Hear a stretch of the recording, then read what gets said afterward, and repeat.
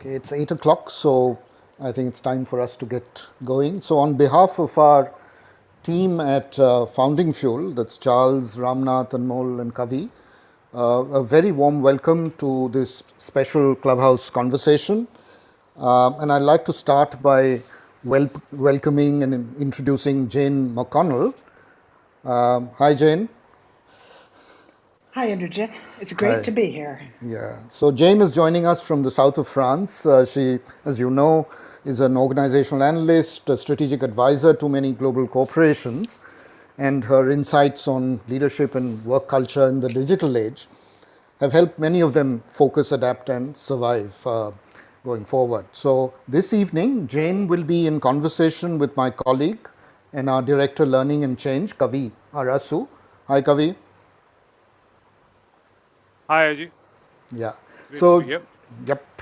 Yep. Jane, and Kavi have worked together for a while now, and Kavi has kind of served on her advisory board as part of some of the great research that she's done over the years, and specifically on the topic that we're going to discuss today.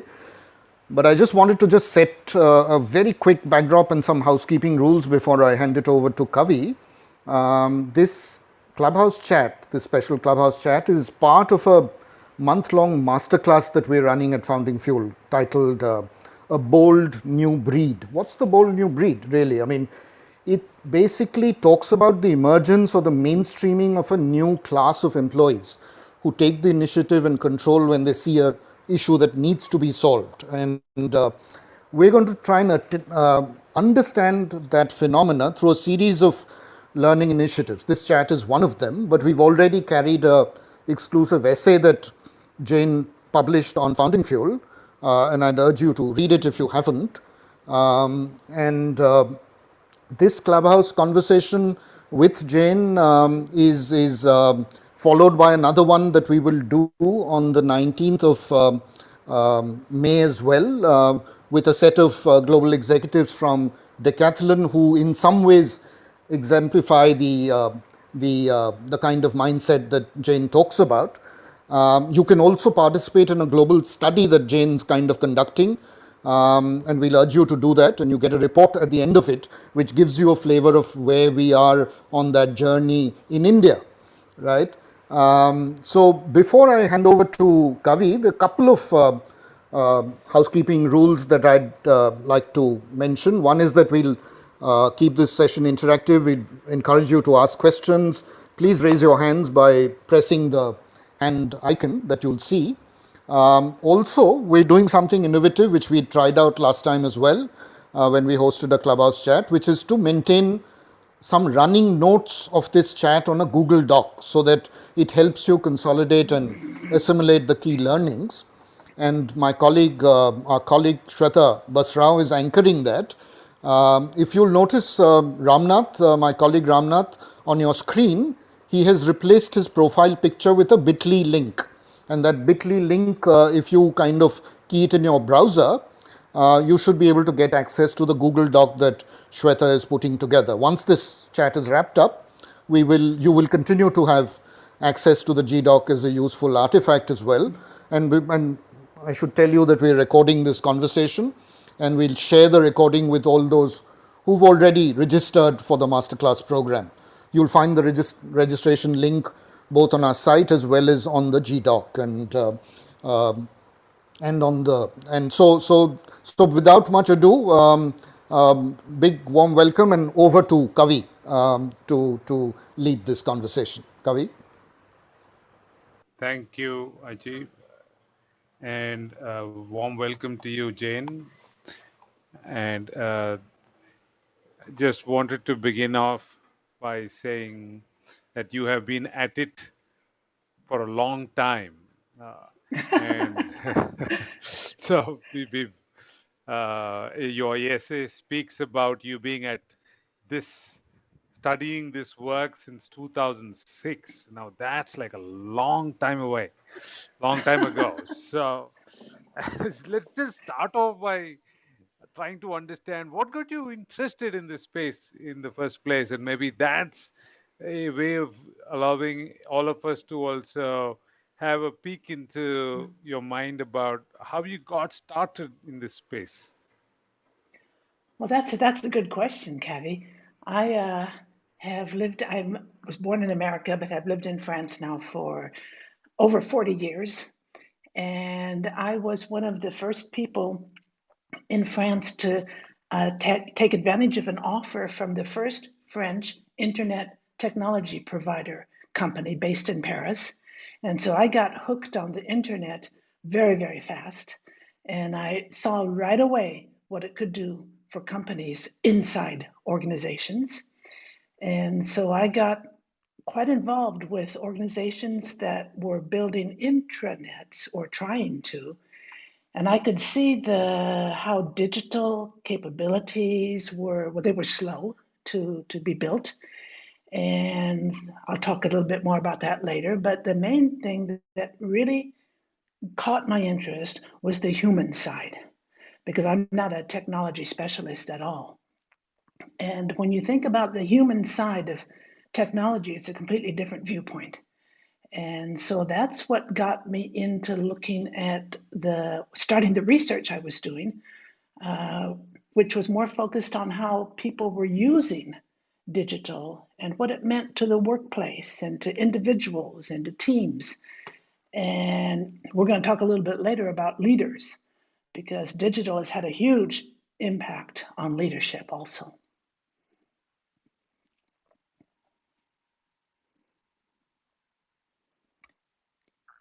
Can I answer anything more No, there? that's good. Thank you. It just got us started very nicely, at least to understand how you got started. I mean, it obviously boils down to where you lived and what you got as an offer to start off with, which is interesting. Um, Kavi, could I add one thing I like to tell people about? And that is, I was a witness to one of the first internal webcams in the world. I was working with a client, it was digital equipment down here in the south of France, and a guy invited me by to his desk and he showed me an image on his screen of a coffee pot. I don't know if you know that story, the coffee pot in a university in Cambridge, where the techie guys had put a camera on the coffee pot so they wouldn't waste time going up the stairs to get a cup of coffee if the coffee pot was empty. And for me, that was a real déclic, as we say in French, a real wake up call to realize, wow, that's really something. So that was my oh, first intranet experience. it's almost like So if wake I up may and butt in smell the there, if I may coffee. butt in there, Jane, you mean to say they weren't using coffee pots to monitor people? Sorry, webcams to monitor people, is it? Well, they had the webcam on the camera, on the coffee pot, sorry, on the coffee pot. And then you Oh, could see, I saw the coffee pot myself. And so when the coffee pot got low, nobody went upstairs. I mean, somebody had to go up eventually and make another pot of coffee. But they could see that in advance. Wow, I mean, that gives me a completely different idea about waking up and smelling the coffee, which is very different. Anyway, so Jane, 2006 and cut to 2018. That's when you say that you had other people walking up to you and talking to you about thank you for giving me an identity. So what's happened now? What are you seeing in 2018? Well, that's 2018 is the year I did my first, what I call gig mindset survey. And I used the term gig mindset simply meaning that I had seen with clients that I had that every now and then there was somebody who was working more like a freelancer than an employee, a salaried employee. And yet these people were either making great progress in their companies or they were extremely frustrated. Their work was being blocked by management. And so I became intrigued by that whole question and decided to run a survey, which was quite interesting. About 300 companies around the world, 300 people from 300 different companies around the world responded. And UCAVI brought in, I think it was about 50 companies from India, which I thought was fantastic. It's thanks to you that the resulting report was truly international because we had about 50 from India and about 50 from the United States. And I thought that was a fantastic balance. I thought that was a Hmm. interesting context. Hmm. Hmm. And what did you notice when you spoke of the ideas that you now called it the gig mindset? But what did you first notice when you first started researching the idea in 2018? What I noticed was, I would say, a series of behaviors that with the advisory board, we worked out definitions for 8 kinds of behaviors, but we're not going to talk about all 8 of them. But they were all things that went, I would say, against the normal way of working. And that's why, Kavi, the other day when we were talking about preparing this session, the word outlaw in the Hmm. title really struck me because some of these people were actually treated like outlaws in their organizations because what they were doing was so, I would say, the way it was perceived by management was so negative that it was quite risky. And in the book I've published, which will actually be coming out tomorrow, I call it a bold new breed. And I use that term because a new breed is a mixture of 2 things coming together. I see it as the freelancer attitudes coming with a salaried status. Normally, those are 2 different things, but they come together in these people. And the word bold is very, very important because a lot of the behaviors trigger resistance in management. You have to be bold if you're going to live that life. Okay, so a freelancer attitude uh, combined with a salaried status multiplied by a certain quantum of boldness is what, if I were to reduce it to a formula, that's what I would reduce it as from whatever That's good. you. Yeah, yeah. Okay, all right, that's interesting. Okay, and if I were to, if I were to walk into, or if any of us or any of all the people in the audience today, if we were to walk into an organization now, what would we see? How would we know that this is the bold new breed? Give us a few behaviors that you possibly see and that you would possibly help us understand the gig mindset better. One behavior that is very important is that people feel free to take initiatives without management approval. I mean, without prior management approval. They see a problem, they want to solve it, and off they go.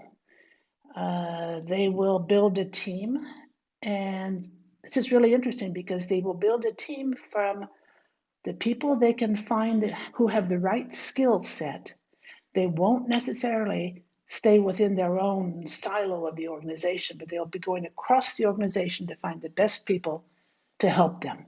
So, one thing that you would look for is how do projects start and how are people chosen to be on a project team? That's one thing that you'd look for.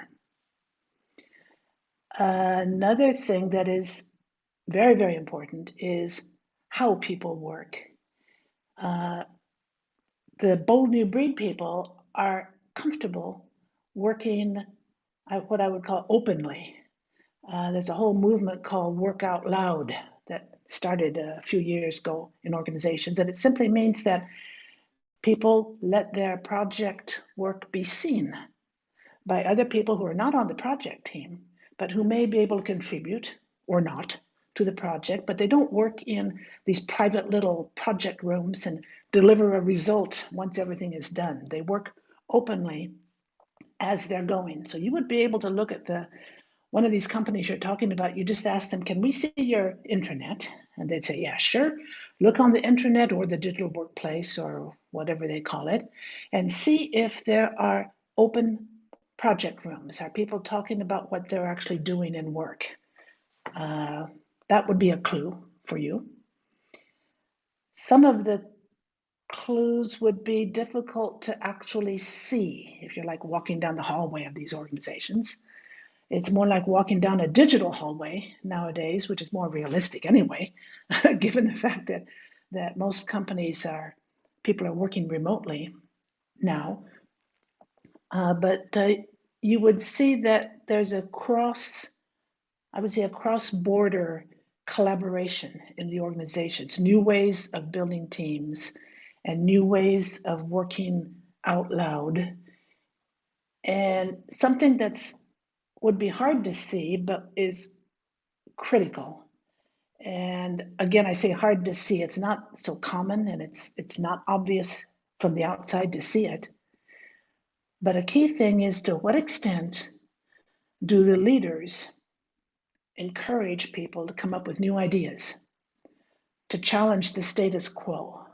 I mean, to really challenge the status quo. And that's trickier, because I don't know, a few years back, leaders would do things like have an online Q&A, and anybody could ask anything. And that ran into some problems. Companies that were on the stock market got nervous about about the CEO responding to certain questions publicly that might then be, affect the price of the stock market. I mean, that's a whole nother topic that's very interesting. But a main thing is, are there ways in your company for people anywhere in the organization to get new ideas to the leaders of the company? And I think most companies would have to honestly say no. Maybe we can see if there are people with us today who have examples of that.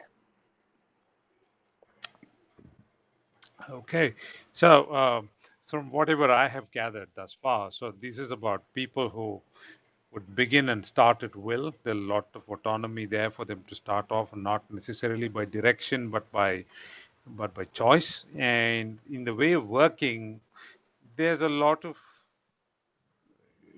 publicly declared ways of working. It's not behind walls, but literally very open. So both the ends are different. How you start, how you end is different, and the means of getting there is also very open. And that's how I have kind of summed it up. And I'm going to also request other people, if they have any examples to this or any questions to this, to be ready with, and we'll come back to our audience in just a bit. But I just wanted to quickly check in with you, Jane, on how prevalent is this uh, across the world? Well, I would say well, the first thing that's very important is that it comes down to people in organizations, and in many cases, it's some people in an organization. There are very, very few organizations as a whole that have what I would call a bold new breed work culture. And I've been consulting now with global organizations, very large companies, for over 20 years. And I do not know a single one of my clients. I've had work with maybe 100, 120 global organizations, headquartered mainly in Europe and in North America. And I don't know a single one at that size that truly has a bold new breed culture, work culture. What you find is you have little pockets of it here and there. And some of the more interesting things I've seen that I can share, I plan to share a little bit later in our conversation, some examples, are how to connect those pockets. Now, smaller organizations, it's easier. There's easier access to leadership, more people know each other, and so it's a lot more common in smaller organizations. But still, it's not the common way of working.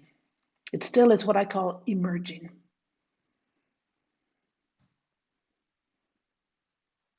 Okay, we have a question for you from a live chat, which is on YouTube, which is I wonder if this is a new trend. Balaji Gopalan asked, I wonder if this is a new trend, or have the bold new breed always been there? If it is new, why have they emerged now and not before? That's a really smart question. It's the people have always been there, but it has been impossible or extremely difficult for them to emerge.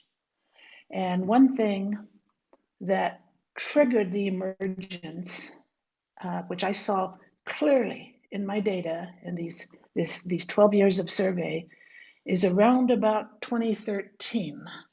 Let me just go back to my notes here. There were three things that appeared in digital capabilities that enabled individuals to come out and to express themselves. One of them was the ability to comment. For example, you have you have a high-level person in the company, they publish an article or an essay about a new policy, and people can now, via the internet or the digital workplace, put comments on it and ask questions. And that digital capability was not even possible until about, for the average company, about 2013, 2014.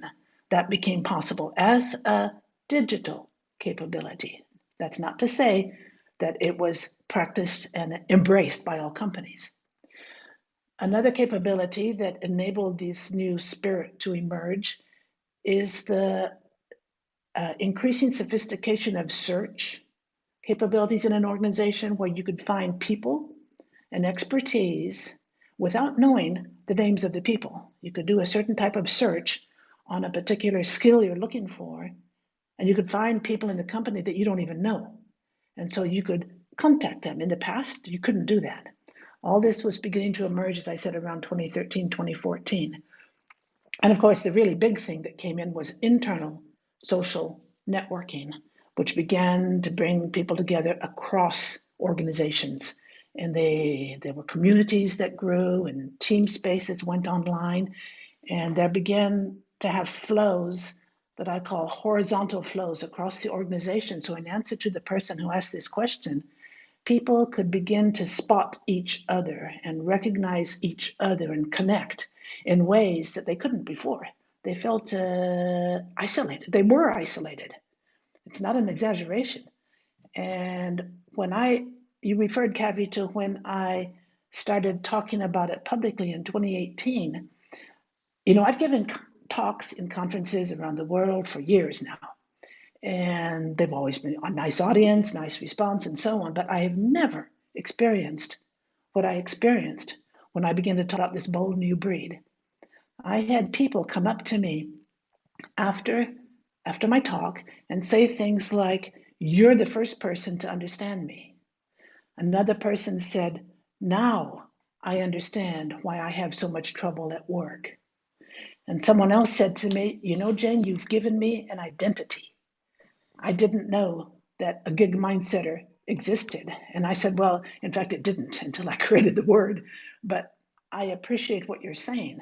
And I think I don't want to be immodest, but I think my work has helped some of the people come out of the cracks and be recognized for the real value that they're bringing to organizations. But we still have a big blockage at the management level. Wow, I didn't quite realize that the ability to comment was a good start point, but now that you say it, it just is so clear. The ability to spot each other in large organizational maze Yeah. is Can very. I tell you a cute little story about a Danish bank who about 10 years ago told me about their experience where a high-level manager put on their intranet explanation for a new policy about something. And it was not a popular policy. And nobody responded as such until one person commented on it visibly on the internet, very respectful. Could we maybe do it this way? I think this would work better. What do you think? That was the only person, Kavi, who made the comment, but there were like 50, 60, 70 people who clicked like on that comment, and the senior management changed the policy. And so that's a small example, but an example of how beginning back 10 years ago, people were beginning just to be able to influence things visibly in their organizations. Fantastic. That reminds me of another story of mine where I was involved in putting together policy in another organization, and we were putting together the holiday policy. And as we were putting together the policy, one of the objectives was also to see how many comments we would receive from everybody else before that policy became policy. So in draft mode, that policy was published and people were asked to comment. Unfortunately, not many people commented until the time that they had somebody very senior comment on it, and then it opened the floodgates of comments. But I'm speaking about many years ago or 10 years ago. So I guess the comments feature perhaps brought people together, and that would have got people seeing able to connect to each other, and that would have got people seeing able to connect to each other. That's a very interesting facet that I had not seen before. Okay, Kavi. I'm going. I think Dr. Devashish Bhattacharya, who's joined us, Yes. Devashish is director at Reckitt's in UK, and he might have a question for Jane. Yes, Devashish, go ahead. Debashish, Yeah, please hi, go hi. ahead. Thanks, Indrajit, and such a pleasure to listen to you, Jane. And I'm sure we're going to meet at some stage. I'm one of the, as you know, one of the protagonists in your story, a bit of an insurgent, and I have actually traveled this entire journey. What I would say, it started with behave yourself to believe in yourself. So I think as part of this journey, it's not just that the management has become more receptive. We have also become more articulate, and we have learned how to actually pitch our thoughts into, you know, into things which are more acceptable. In the earlier failures, what if you ask me to look back over the last 10 years as to why I am in a better position, is also because I have learned how to do things. There is a very how to. I mean, we cannot always blame the management, because you have to speak.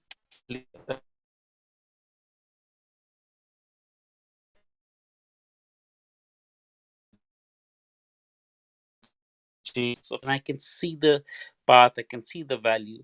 So I will have to learn the language of the business. So I think it comes from both ways, that the management needs to be aware that there are views which are needed to be heard, and we also need to speak. And my question to you, how can we get better? How can How people get how can better? we get better in articulating our views to the management, and probably how can the management get better in listening? That's two very big questions and very, very interesting. Um, I think that one way that people can get better is to understand why management is resisting.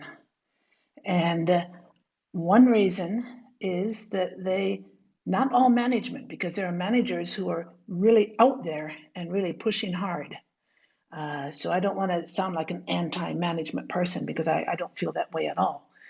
But one thing that's important to understand is that, in fact, I'm sort of doubling up here, Debashish. I'm speaking now about management and everybody, in that we all have a tendency to base what we're doing on the past. We think about the cases we've seen that have been successful. We think about best practices, which, of course, by definition, are based on the past. Those companies that are successful are proud of their success. And it's very easy to have your eyes closed if you are thinking about, we've been so successful so far, there's no reason to change anything. And that applies to people throughout organizations at almost all levels. So I think that's one thing that we have to understand.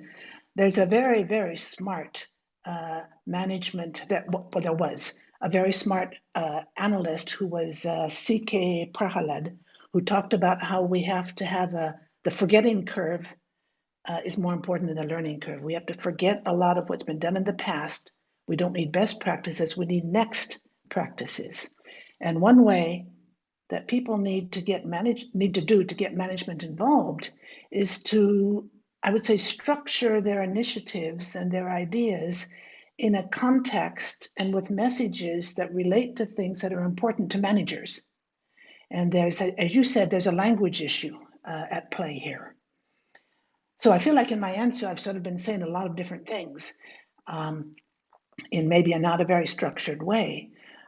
I do agree with you that it goes both ways. I do think, however, it tends to be more the management restricting people in an organization. A guy I met in a very large industrial organization headquartered in Europe told me that, you know, Jane, we have a lot more freedom in our company than we realize. People are accustomed to thinking we're blocked. We can't do that. We can't do this. But we can. We just have to get out there and do it. And he himself has a very successful track record of changes that he's brought about. In fact, he's the one who organized what he called a civil disobedience exercise in his company, where they brought together all the different teams working on new ideas throughout the company. And they had like a fair with stands and drinks and posters and snacks to eat. And they did it out on a big green lawn in front of senior management offices. And they didn't talk to senior management, they simply attracted their attention. They came downstairs and they said, "What's all this? Why is HR not doing this?" And they explained, it's because it's we, the people, who want to make a difference. And they opened a lot of ears that day by simply demonstrating what they were doing. Does that make sense to you, Debashish? I think it makes perfect sense, Jane. I think this is a space that we are actually thinking together, and probably it'll take some time before we actually evolve the playbook. To sum it up, I'll kind of last week I had a meeting with my boss, and I had done something, and he's a very nice chap. He's one of those people who really promoted me. He says, "Devashish, I'm very happy you did this. I'm delighted, but you could have told me before you started doing this." So I said, "Yes, absolutely, you're right. I should have told you next time, probably you will." But I was actually going against at least 10 SOPs. Would you, in your capacity, had I put this into you, would you have been able to sign this off as a project? He says, "Yeah, that's also true." So yeah, I mean, things are changing and it needs to change more. The SOPs need to change. Yeah, you were actually protecting your manager. Yes. I mean, because in turn he's protecting me. So it's a two-way. It's actually a two-way. I mean, it all depends upon the person. I have been shot down by managers previously, so now I know, kind of don't go through that route. You have to go through a slightly different route, and I mean, probably 10 years down the line, the next generation of people who are attending this founding field session will probably laugh at us and say, "Oh, this is an old breed." But, kind of everything is a journey. Thank you very much for your inputs, and I'm sure there are more insights that we are waiting to listen to. So, I Kavi, think do you you? might find Yeah. it interesting, a chapter, just real quick, Andrew, there's Yeah, a sure. chapter in my book called Reverse Leadership, where I propose ways in which leaders need to reverse leadership, which includes things like admitting that they don't always have the answer, asking other people what they think, decentralizing a lot of decisions that they used to make themselves, and a variety of different actions. And when that kind of thing starts happening in the company, you can have real change. Terrific. Absolutely. I should look forward to read that. Thanks. Kavi, Thank you want you. to? Yeah. Yes, thank Yeah. you, Devashish. We also have Satyaki, who has a question for you, a comment for you. Satyaki, may I request you to please unmute yourself and speak, please? Yeah, thank you so much, Indrajit, and thank you, Jane, Devashish. It is really a pleasure listening to you. Uh, I just remembered something when Devashish spoke, way 2013-14, maybe 2015. I read an article, I forgot where I read it, but one of these management journals. And what you shared, Devashish, about listening and mutual listening triggered this thought. You know, that article was about something which is like an oxymoron. It was called corporate empathy.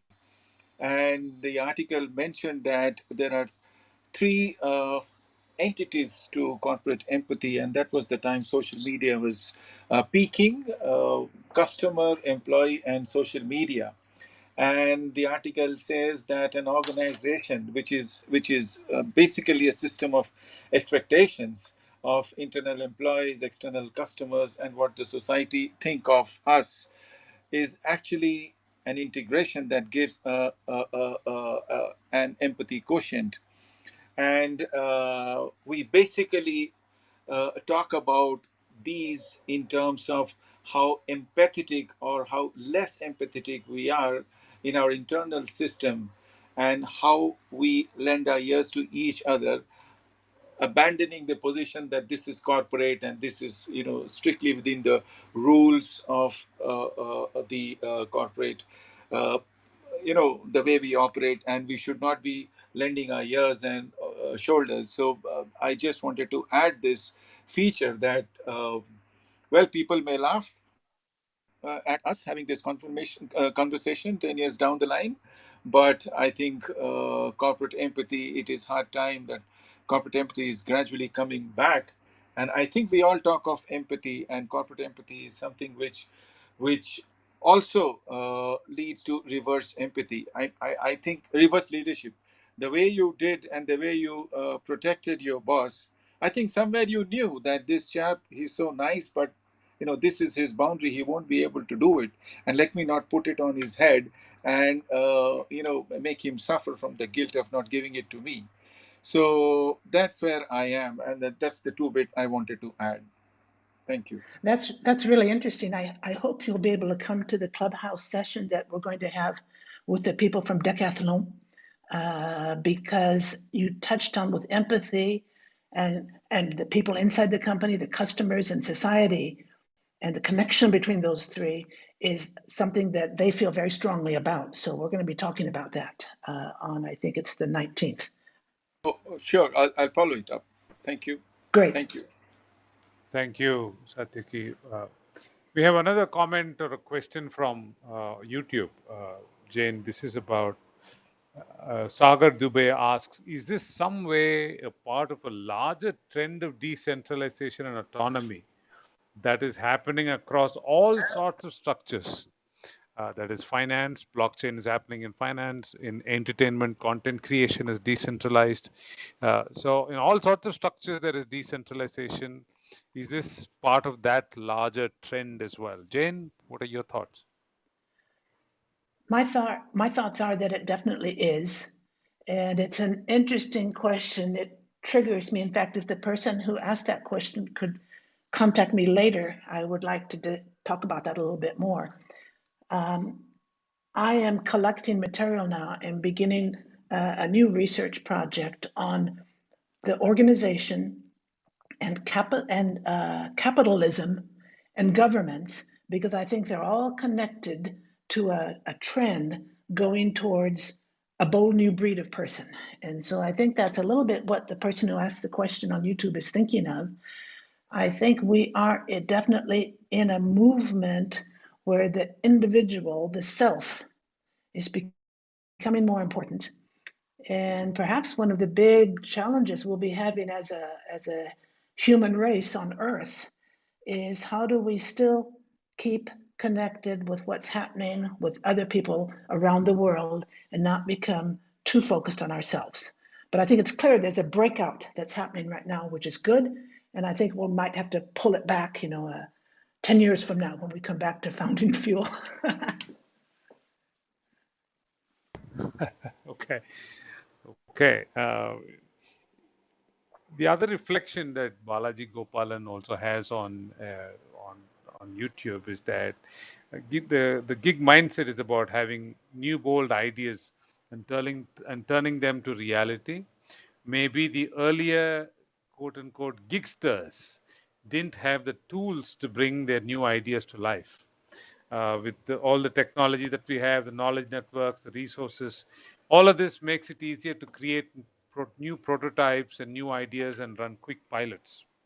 Perhaps this is a reason as to why the bold new breed is bringing things to life. That's a reflection from Balaji Gopalan. Your comments, Jane, before we carry on. Yes, I think so. I think that's absolutely true. Okay. Okay. Kumar Sharma, you have a question, sir? Please, may I request you to unmute yourself and shoot. Yeah. Hi. Thank you for this very insightful session. It's been great listening to everyone. And Jane, thank you so much for sparing your time and sharing such insightful uh, thoughts. Uh, there are two questions really. One from the gig workforce point of view. Big challenge is actually getting them to work as teams with a unified purpose really. How do we, because most of them tend to have a short career tenure in a company, not more than 2 years, and they want to move out. How do we do that? Second, as the pandemic has taught us, we are in a world of high speed science that is time bound, and at the same time also there is the component of uh, getting to move fast and get the regulators also. The challenge is actually getting the same mindset and dealing with regulators who continue, the bureaucracy continues to have their own speed at which they move. How do organizations therefore deal with this kind of a challenge? You know, you have a high speed science which is forcing you to change the way you do things, but at the same time you have to have the power of networks, which is also proving significant, the power of partnerships, as a Pfizer BioNTech partnership and others has shown. But similar response getting to, from the regulators and essentially from the bureaucracy, that mindset issue is still a challenge. So one on the gig workforce, how to get them to operate as a team, and how to have really fruitful partnership where regulators are also able to buy in your thought process. Well, let me start first with your question about what you call the gig workforce in companies. And the term for me, the gig mindset that I'm talking about, is people who are full-time employees of the organization, and to be distinguished from the gig economy of purely independence. But what I find really interesting, and in my research, I found that there's people who have that mentality definitely need to feel satisfied where they are working. I know several people who simply up and left because they were being too constrained in the context that they were in. And I'd like to share an interesting story with you very quickly. It's one of the case studies in my book, so I can actually quote the name of the company. It's Sanofi Pasteur, the division that makes vaccines, the division of Sanofi that makes vaccines. They have a program that they call Learn, Apply, Share. And they call it Shift, and they want to shift the way they work. And it's a situation where people can choose a project they want to work on. They want to learn something new. They have to explain what they want to learn, how they think they can apply it, and how they can then share it with the rest of the organization. And the person who told me about it, Danny DeGrave, gave me an example of a biostatistician who was studying machine learning because at night, in night school, after work, because he wanted to get a more interesting job.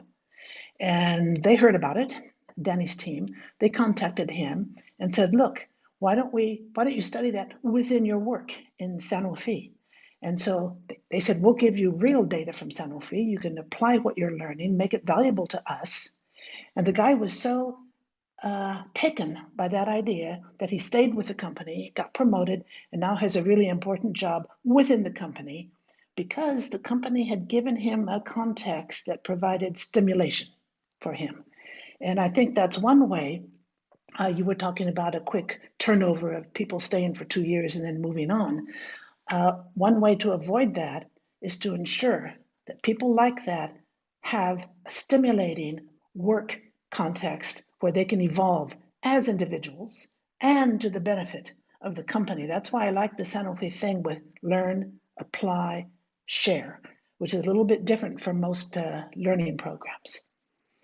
I know another example like that, but we're going to run out of time, so I won't go into it. I want to make sure I understood your second question. Were you saying that regulatory groups are too bureaucratic and slow? And how can gig mindset people cope with that? Is that the question? Yes, in an era when there is high speed science and the power of partnerships, we are not getting the crucial partners along with us sharing the same mindset. How do we deal with that challenge? Of getting partners from other companies, for From the example. regulatory side, I mean, we Ah, want there is also to be they also to understand this demands of high speed science, time bound science, yeah, and the need for yeah. partnerships, which are very crucial as the pandemic has shown us. I was just going to say the pandemic is an example for us. I'm not sure I have a good answer to your question, but something that I have learned and seen many times is when you can find an example, build a story around it, values that people attach importance to, you can influence change. And I think when we look at how vaccines have been developed in different countries in different ways, I know there are lots of problems and a lot of inequality in the whole situation. I completely understand that. There has nonetheless, on the global scale, overall, been a huge speed up of processes. And perhaps people who are specialized in this area, maybe you or other people specialized in this area, can, once we get to the other side of this, build stories about what happened and how we need to change the way we work in terms of partnerships, regulation, and that sort of thing. I think that's the best answer I can give you. Yeah, thank you so much. Thank you, Kumar. We have we have a lot of questions that are flowing in, Jane. That's good. One interesting question that I have is, what advantages do gig mindsetters receive for the pain they face when working in large organizations? Uh, Yeah. why should a gig mindsetter continue working in a large organization as opposed to partnering with another gig mindsetter and start something up on their own? So what stops them really? I think what stops them, first of all, some of them will do exactly what you just said.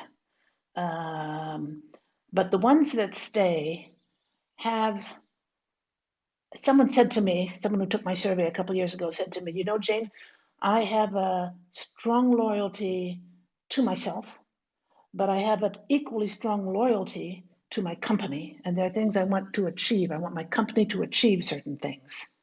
And that's what gives me the energy I need to continue working.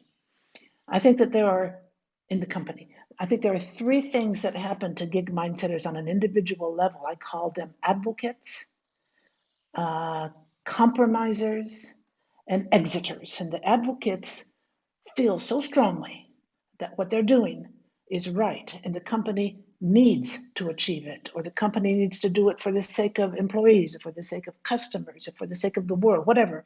They have a motivation that is so strong that it overrides the frustrations they feel. Another path that some people follow is simply what I call the compromise path, where they understand they can't bring about that much change. But they stay in their salaried status for different reasons, and they find other activities on the side to satisfy their gig mindset desires. One of my friends was one of the leaders of the Wikipedia project many years ago, and she told me that a lot of people who work on the Wikipedia are people who are satisfying their gig mindset spirit through what they do on the Wikipedia, and then they keep their day jobs the rest of the time. And the third one is the path that you suggested, which is exiting. Leave the company, start your own business, or set up as an independent consultant and work with other organizations. So I think it's a complex thing to answer why do people stay because of the pain. Um, it's maybe one thing that I can add to that is one of my areas of interest is the work-life balance that people feel. And the people, according to my data from 2018, the people who have the best sense of work-life balance are those that have a high degree of gig mindsetness behaviors because they have found ways of feeling satisfaction in their work. Whereas people with lower levels feel they have less control over their work, they are being forced to do certain things, and they have a problem with their, I would say, the mental work life balance. There was a study done by a university that went along those lines too. The more control you have over your work, the more balanced your life feels. So if you are a gig mindsetter and you have a certain degree of control, great. And if you're not, you just have to find a way of working through that. Thank you, Jen. Interesting. We have Amir. Amir, yes, please ask your question. Thanks. Hi, Jane. This is a great conversation happening on, the gig mindset. Just wanted to ask whether can you, did you come across any kind of correlation between, the gig mindset and entrepreneurship within organizations? Do you feel that does that really influence, employees to take up more responsibility and come up with something new in the company? Any thoughts on that, maybe? Thank you. Yes, absolutely. Absolutely. It does trigger entrepreneurship in organizations. And it's interesting to see where entrepreneurship fits in, whether it's something that as a team you're working on or you as an individual. Yeah, I think it's very tricky to come up with something truly different and then find a way of fitting it into the company. If you can, it's great. There's a story that I was told by a company I know quite well, a company that's actually runs part of the world stock market. I can't name the company, but they're one of the big financial players in the worldwide stock market network or whatever you call it. And the person told me that a young guy came up with a fantastic idea from an IT viewpoint, how the company could completely overhaul and make a major difference in how they handle their business. And the idea was so big that he had to leave the company because he was not high enough up or powerful enough to make it happen. And so people in the company sort of know it's him who had the idea. He's happy now in a tiny company, 2 or 3 people doing interesting things. And the whole IT department is being run by another guy who's managing 200 IT contractors. So that's an example of a guy who came up with an idea that really hit management hard. They said, he is right, we've got to do this, but he was not able to carry it out. And I don't know the guy myself. I was told this story by the woman I do know at the company. And so my guess is from what she said, he was actually happy to leave. Thank you, Jane. Thank you. Thank you, Amir. Jen, that brings me to a question, which is about this also involves a lot of perceived threat to leadership, isn't it? I mean, where there is a perceived threat to existing hierarchies in an organizational setup.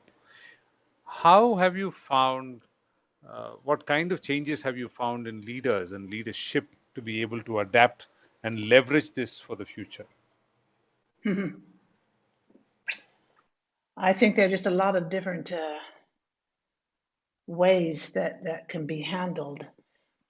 I think that if you get the very top person, the CEO, who actually does things in a visible way. I always say that leaders need to walk the talk. That's one of the problems, is that they talk a lot and about all kinds of programs, and in the end nothing really changes.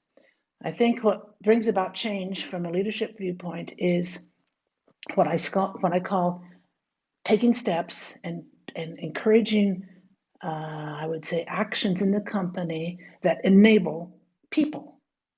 You enable other people to do things. It's sort of a type of invisible management. Or again, back to this idea of reverse leadership, where you are actually making things possible for other people to do things that in the end will bring change to the company. And that's an attitude that turns certain managers completely on their heads. They can't do it. One of the guys I talked to at length after he did my survey told me that he tried, he runs an IT team in a huge travel organization. And he said that the reason he had to leave in the end was his goal was to enable his team to make decisions, to do things, and to get visibility for what they were doing. And he did it so successfully that people over him actually said, you know, I don't think we need you. They did not understand that he was enabling his teams to achieve these things. He became invisible to them. So that's a real sort of balance act that managers need to ride between. You need to keep a certain amount of visibility, but through making other people able to do things, enabling other people. That's the really powerful manager, the really powerful leader, I would say. And I think most leaders are not doing that from what I can see. Then again, Yes. my firsthand experience as an advisor is with very large organizations. And as someone said to me the other day, the bigger you are, the less you can do. And I think that's an interesting model that I don't know very well, that I intend to study very carefully, is the Hare model, the Chinese company, where they're broken down into all these tiny little organizations. In fact, Indrajit, it would be really a good idea if we could get someone from there and to run a session with them sometime. That would be really interesting. They've clearly put their finger on something powerful. We need to see now how it's really working. Sure, Jane, we should do that. Okay. One last question, Jane, before we sort of land the plane, is about what do you think the where's this question? Yes, fear of failure, and if there's going to be a fear of failure which kind of inhibited in the past, has that fear of failure gone away, or is it there? Or if it's not there, why is it not there? Well, it depends very much on the organization, and in many cases, it is there. There was a guy who told me very bluntly that in answer to my question, do you feel free to experiment in your company? He said, absolutely not. And he was so vehement. I said, what do you mean? Why do you feel so strongly about it? And he said to me, in our company, managers have a very long memory. If you fail once, that's it. So that's an extreme example, perhaps, but it clearly shows that it is still the case. And failure is a tricky thing to handle. That you have to be able to talk about failure in the sense of lessons learned from an experience, more than using the word failure. I've worked with, I don't remember the person's name now, but she works with the Danish demining. It's an NGO, works with demining certain areas in Europe. And they've had some so-called failures, and they make a big deal out of when I say failures, they've had failures with how they work with populations of people in the countries where they are working on demining, to be a little bit more specific. And she said, we learned to talk about our failures in terms of, we learned this, here are the 3 things we learned, here's what we will do next time. And the whole thing became a structure within the way they were working that helped them to learn. Now, in a way, it's an easy example because the company, the group, it's an NGO with, I don't know, 30, 40 people, maybe more, but definitely less than 100. So it's a relatively small organization. But they structured their analysis of the failures in such a way that enabled people to build on them. And I thought that was one of the smartest approaches I've ever heard. Oh, very interesting. Thank you, Jane. And that brings us to 9 o'clock and over to IG for you to close today's Thank you. conversation. It's been fascinating. Yes, IG, yours. Yeah, thank you, Jane. Thank you, Kavi, and the audience as well. I think, Jane, you've given us plenty of food for thought. There've been some great questions as well that came in from the audience. But I'd suggest that if this has kind of stoked your appetite to try and understand this new phenomena that Jane has kind of researched and unearthed and presented before us, then all you have to do is go back to her essay that she's already published on founding fuel, try and register for the masterclass. That will ensure that you are not only able to participate in the global study that she's doing, and you get a tailored report for India as well. So I'd urge you to both read the essay and the survey, and also join us again on at 8 o'clock on May 19th for this very interesting chat that Jane has planned with Sophie and Ravi at Decathlon. And Sophie's based in Belgium, and Ravi is in Bangalore. And they'll kind of give us a sense of their journey at Decathlon, and Jane will be in conversation with them.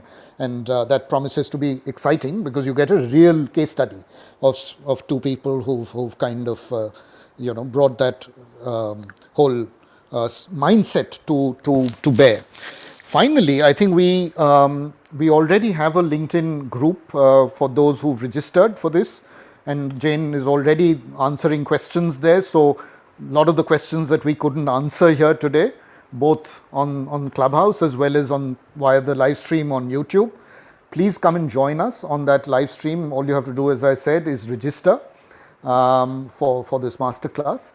And the final piece is on May 24th. That's the finale, as it were, where Kavi, Jane will be in conversation with Ravi Venkatesan and Santosh Desai, two names that I think most of you would be familiar with. They don't need no introduction. So that's the culmination of really the whole month-long learning program that we've put together. And you by then would have kind of been through the whole study, gotten hold of the report that Jane will present as well from her study, and attended the Clubhouse chat that is planned after this. So we're hoping that you will be back on the 19th again, and you'd register for what's planned. It's all very exciting, and it covers a whole bunch of, as you could understand, themes: leadership, digitization, work culture, all that's changing around us, thanks also to the pandemic. So I'll, with that, kind of thank all of you who've joined. Thank you, Jane, so much for sharing extremely valuable set of insights and your perspective. I'd like to Yeah, also sure. thank all of you for such interesting questions. The questions That's are right. really, really interesting. And every time I get a question like the quality of today, it makes me think. So I Yes. thank you. Yes, thank you. Devashish, Amir, Satyaki, Thank E-Kumar you, Sharma. Indrajit. Thank you Yeah, so much. yeah. So we'll close today. Have a I think this has been also a difficult period. So please stay safe, stay indoors, and we'll see you back again on the 19th. Thank you. Bye. Thank you very Bye. Bye. much, Bye. all of you. Bye. Bye.